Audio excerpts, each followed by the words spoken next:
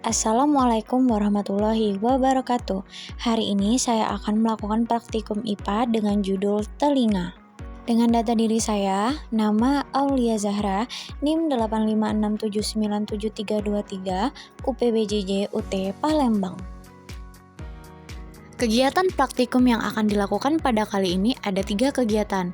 Yang pertama, percobaan kepekaan indera pendengar manusia. Kegiatan praktikum 2 ialah percobaan struktur dan fungsi telinga. Dan yang terakhir adalah percobaan mekanisme transmisi pendengaran pada manusia. Percobaan pertama ialah percobaan kepekaan indera pendengar pada manusia. Dengan tujuan praktikumnya adalah sebagai berikut.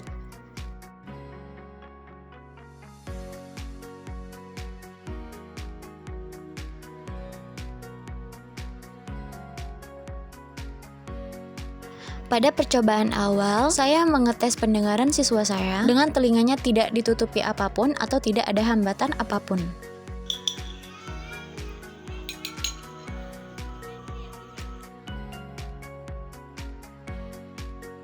Tiga meter. Terus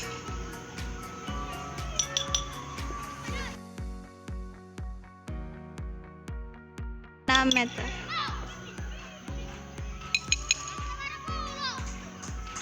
Ya.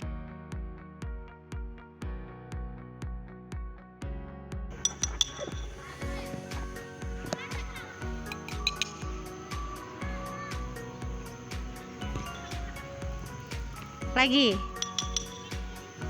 Ya. Percobaan selanjutnya, telinga pendengar diberi hambatan atau kapas pada kedua telinganya.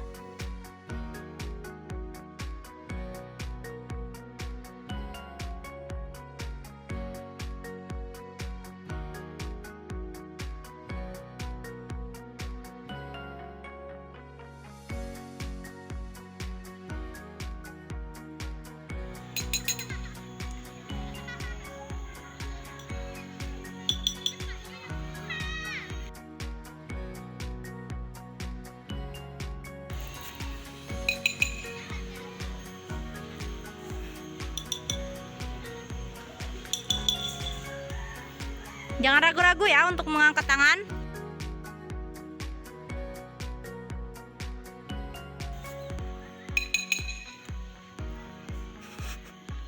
Salah ya. Salah.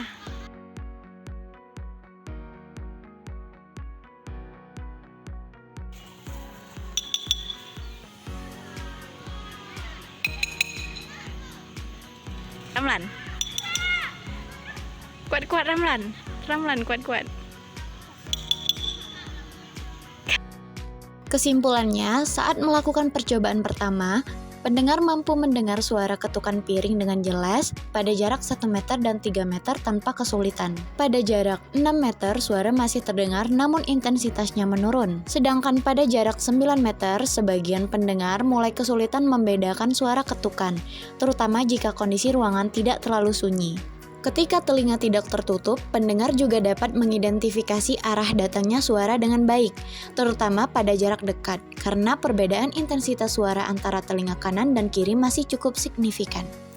Sedangkan pada percobaan kedua, dengan telinga tertutup kapas, kemampuan mendengar suara berkurang drastis. Pada jarak 1 meter, suara masih terdengar tetapi lebih pelan.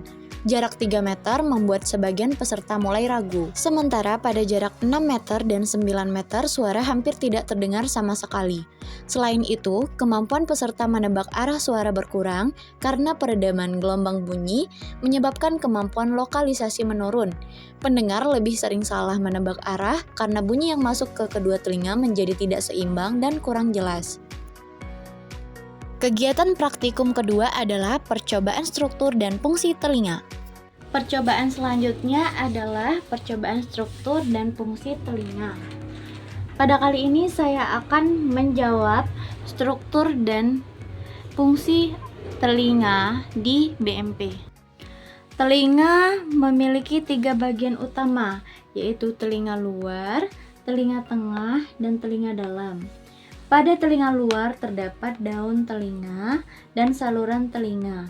Pada telinga tengah ada tulang martil, tulang landasan, gendang telinga, tulang sanggurdi, dan di tengah-tengah telinga tengah dan telinga dalam itu terdapat kanalis semisirkularis.